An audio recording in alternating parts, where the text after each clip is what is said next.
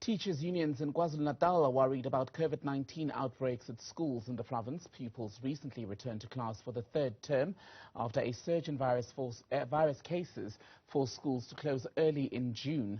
There are concerns that children at often overcrowded public schools are at risk of infection because they're unable to social distance. Kwazim Shengu is KwaZulu Natal's Education MEC and joins us now for an update on the situation. MEC, a very good afternoon to you. Grateful for your time. So just how much of a disruption has been caused by COVID-19 infections at schools in your province? Afternoon to you and to the viewers of Newzroom channel. Well, we are indeed concerned as a Department of Education in KwaZulu Natal with regard to the increase of infections in our schools. But this is in correlation to the increase of infections in communities. As we all know that most of the things that you find in our schools are a reflection of what happens in society. So as infections increase in our communities, that will also be felt or reflected within the schooling environment. As it stands, there are about 9 schools where we have had to close them for about 2 to 3 days in order to decontaminate them. But across the province, we are indeed experiencing the spike of COVID-19, and it worries us because it forces us to really stop and go in of some sort in terms of teaching and learning. And this is in addition of the time that has already been lost since the beginning of this year. So the situation is quite worrisome in the province, but we do believe that it's not going to get into a situation where we are forced to take a decision to close our schools as it happened in the past. And what are you hearing about where possibly these outbreaks are coming from? Is it that people are getting infected on school premises primarily, or bringing the virus onto the premises?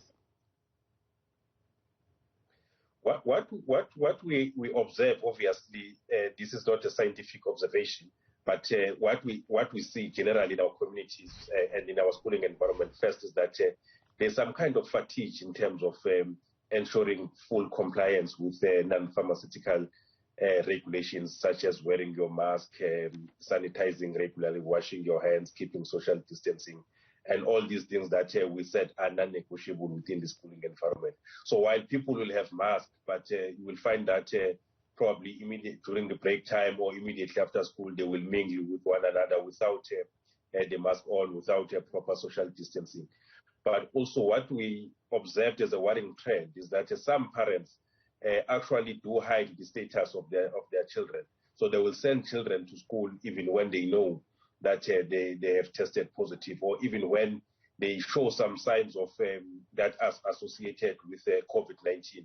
They will not take precautionary measures probably to withhold the child from going to school until that child is medically cleared. So they will simply send kids to school, and that is what is worrying us, because it means that we are not basically working together to arrest the increase of COVID-19 cases in our schools. There are instances where even certain educators have been accused of hiding the results of the positive result of COVID-19. And we do want to say to our communities, the learners, the educators, and the parents, COVID-19 infections are not a stigma. They are not an embarrassment. It's a disease that is affecting everyone. So there is no need really to hide if we have tested positive. In fact, it is a good thing to do to declare that we have tested positive, and therefore so that to protect yourself from and others from further infections. But correct me if I'm wrong, MEC, pardon me for jumping in. To hide a COVID-19 infection and go among other people is also, to some degree, an offence legally, isn't it? Well, not an offence per se, but it's something that we encourage to say. Declare your results. It's not an offense not to declare. It will be an offense, for example, not to wear a mask because it is mandatory to do so. But it is not necessarily mandatory to declare that you are positive in terms of COVID-19. But what we say is a good thing to do, because if you don't do that, you risk exposing others and risk actually contributing into the high level or increase in terms of COVID-19 cases. That is why we are issuing the message to say it's not a crime to be infected. It's not an embarrassment. There's nothing to be ashamed about when we're infected. There are a number of people who have been affected across the world, both, from all walks of life, rich and poor. So there's nothing to hide, honestly. That is why we're saying to parents and educators and learners alike, if you feel that we have some kind of flu symptoms, please don't come to school. If you know that we have tested positive, please don't come to school. But also, even when we are not within the schooling premises, continue to exercise caution, continue to follow the regulations so that we protect one another as the citizens. Okay. It's important that we protect the schooling environment because we've already lost so much teaching time, and the impact of that will not only be severely felt now, but even in the coming years, where we will see a growing number of young people in the streets, not with skills, not in education, not in training, because the number of dropout is actually increasing as we continue to battle with COVID-19. Is the majority of these outbreaks at primary or high school level? We've seen most of them at primary level, but the difference is not that big in terms of between primary and high school level. But in terms of the quantities, the majority will be at primary level. And primary school is particularly worrying because we know now those pupils have gone back to school full-time every day. Naptosa on the radio yesterday, I was hearing their spokesperson in KZN saying, well, their biggest concern in KZN is that public schools in some areas, there's so many children per classroom that they're not even able to socially distance, which increases the risk of infection. Is that being addressed?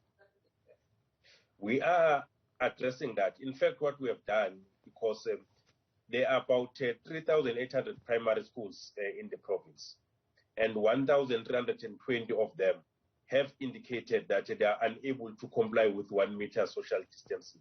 The classes are full, and if they come back, it results to overcrowding.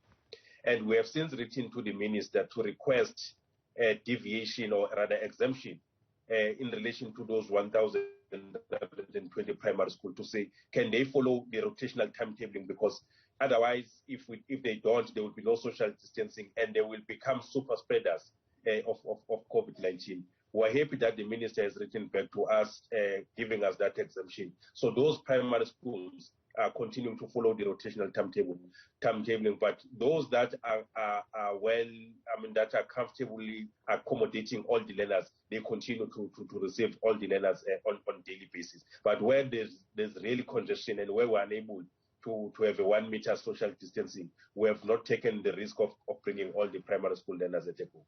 And where there is an infection, and this is a very basic operational question, I suppose, that maybe a principal will be better positioned to answer, but let me ask you, MEC, when, let's say, a child is identified as having been COVID positive or a teacher in a classroom, do you send the whole grade home or the whole school? How do you work around that? There are protocols that have been developed in the sector and are known by all principals and all educators in school. For example, if there's one case that has been reported, you don't close the entire school.